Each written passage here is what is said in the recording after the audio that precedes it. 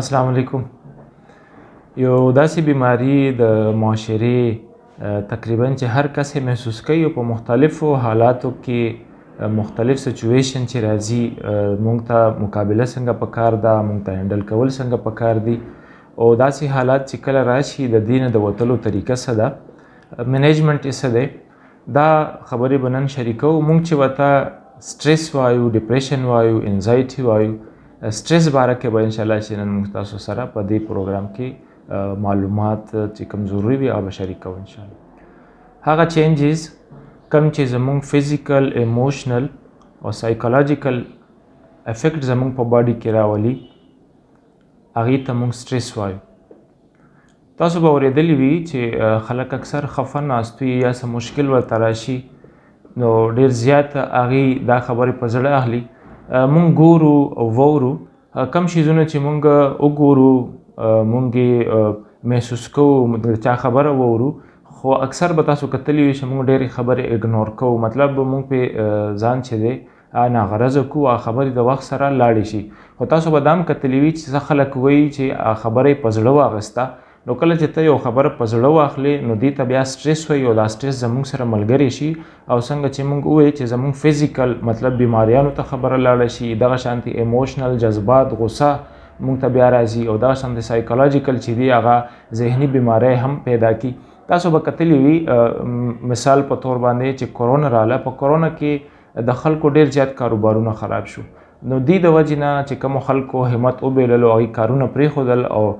ډېر زیاتې مسلې راغلې. خو چا چې چیلنج وګڼلو،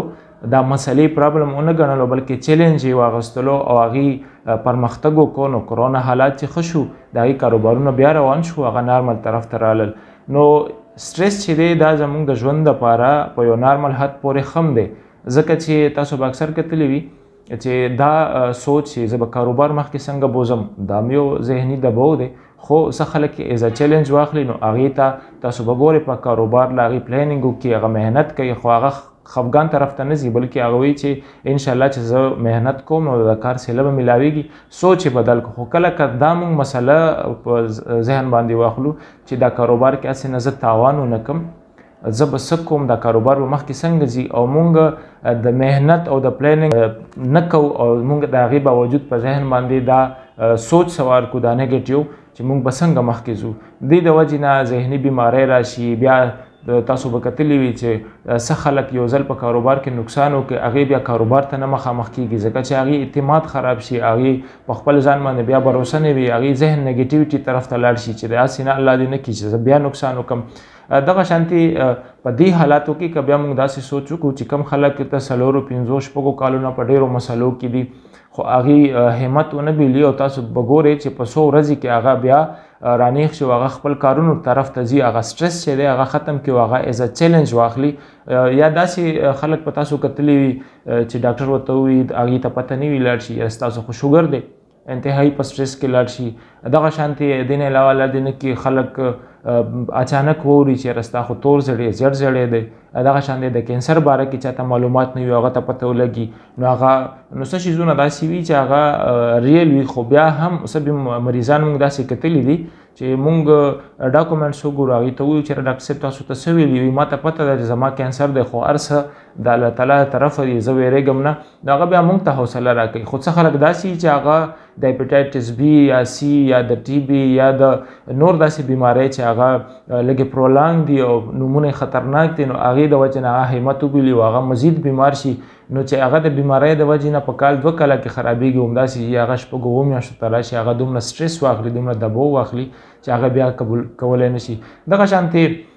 زمونږ په کورونو کې مسلې وي، د هغې د وجې نه هم سټریس راځي، کور کې جنګ جګړې، کاروبار نشته دی، دغه شانتې روزګار نشته دی. دغه شانتې که سټوډنټس ته مونږ راشو نو سټوډنټس چې دی هغه اګزام باره کې مختلف وري کوي چې یاره هسې نه چې ما محنت نه دی کړی پاس نه شم، یا ما خو کار کړی دی خو هسې نه نمبرې مې کمې راشي، یا نمبرې د کومو ماشومانو کمې راشي، د پلار او د مور او د کور والا ورته بیا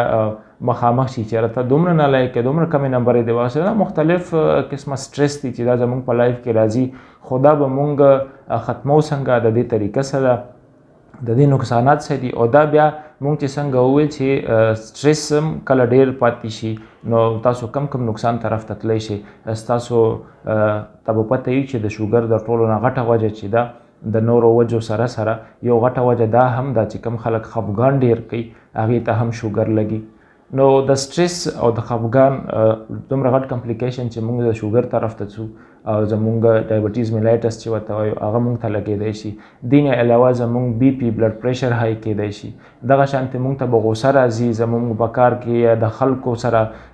ناسته پاسته کې زمونږ زړه نه لګي. دغه شانتې هغه په غم ښادۍ کې شرکت نه کوي. دغه شانتې هغه کاروبار نه ځان بیا لرې ساتي. د کور نه بهر نه راوځي. سوشل کم اکټیویټیز چې دي په هغې کې حصه نه اخلي. نو دا ټولې مسلې چې دي هغه سره د بیمارو مونږ ته بیا راځي چې کله دا ډېرې پاتې شي.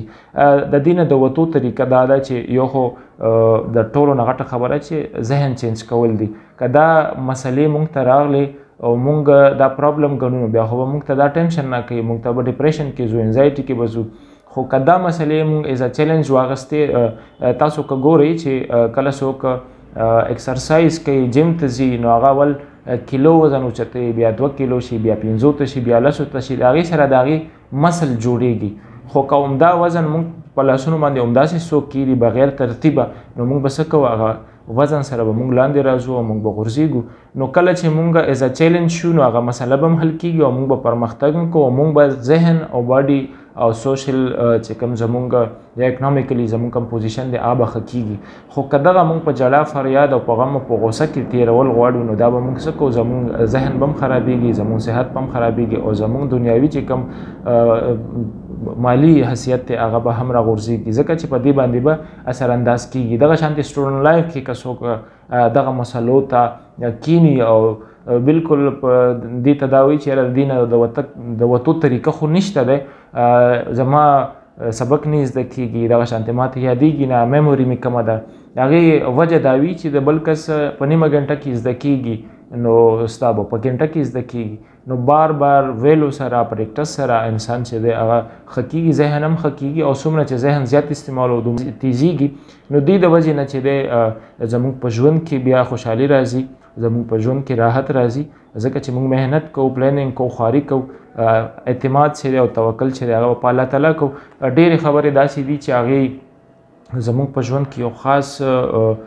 حصه ده او هغه نارمل شیزونو دپاره سټرس په کار هم دی چې موږ به کاروبار څنګه کوو موږ به وده څنګه ورکوو موږ به سبق څنګه ووایو موږ به خلک څنګه جوړېږو او کاروباریان به څنګه جوړ دي. دپاره به دا اوس دې ته موږ پازیټیو سټرس وایو چې دا زموږ په ژوند کې ضروري دی زموږ د ژوند پرمختګ دپاره زموږ د ترقۍ دپاره زموږ د ښه ډیګري حاصلولو دپاره زموږ د ښه تربیت حاصلولو دپاره چې تاسو د بچو غم کوئ دغه شانتې د سکول او د یونیورسټۍ غم کوو د کاروبار غم کوو. خو کله چې دا شیزونه موږ نیګیټیویټي سره واخلو نو بیا دې ته موږ سټرس وایو چې کوم ابنارمل کې راځي او هغه زموږ په بدن کې او زموږ په صحت کې او زموږ په ذهن کې هغه چینجز راولي او هغه زموږ د لایف لپاره ښه نه وي. د وتو طریقه دا ده چې موږ به خپل کوم سوشل اکټیویټیز چې دي هغه د پازیټیو خلکو سره کینو پاسو هغه به خپلو. دغه شانتې هغه خلکو سره به نه کینو څوک چې ناامیدۍ خبرې کوي او که سوچ وکړئ کوم خلک چې غوسه وي نو هغه وایي چې یاره ما ښه ډېرې خبرې وکړې او زړه مې تش کړو. موږ په هغه کې چې وایو چې زړه مې سپک شو ځکه چې د ښه ملګري سره کینی او دغه خبرې یا غوسه یا کومه ګیله چې وي هغه ختمه شي نو هغې د وجې نه هغه ذهن چې دی هغه کول شي او هغه یخ شي دې د وجې نه هغه غوسه ختمه شي. نو داسې ملګري په ژوند کې ښه ملګري چې هغې سره تاسو مشوره کولی شئ دا یو طریقه ده د مشورې چې تاسو خپله خبره ورسره شیر کړئ په خفګان کې او د هغې تاسو د هغه نه مشوره واخلئ نو دې د وجې نه به ستاسو سټرس کې کمی راځي ذهني دباو کې به کمی راځي او ستاسو مسلې به هم په ښه طریقه باندې کمیږي. او بله طریقه دا ده چې کم خلک په غوسه کې یا په جذباتو کې فیصلې کوي نو اکثر د هغې نه غلطۍ کېږي. نو ښه خبره دا ده چې هر څومره سټرس په تاسو راشي چې په جذباتو کې تاسو فیصله نه کوئ ورځ 2 3 4 په هغې باندې سوچ کوئ هغې نه بعد یو فیصله مخې ته راځي نو دا هم یو طریقه ده چې سټرس به کمیږي او زموږ نه ژوند کې به غلطۍ نه کېږي. څه خوراکونه داسې دي چې موږ کله داسې خوراکونه الو چې هغه زموږ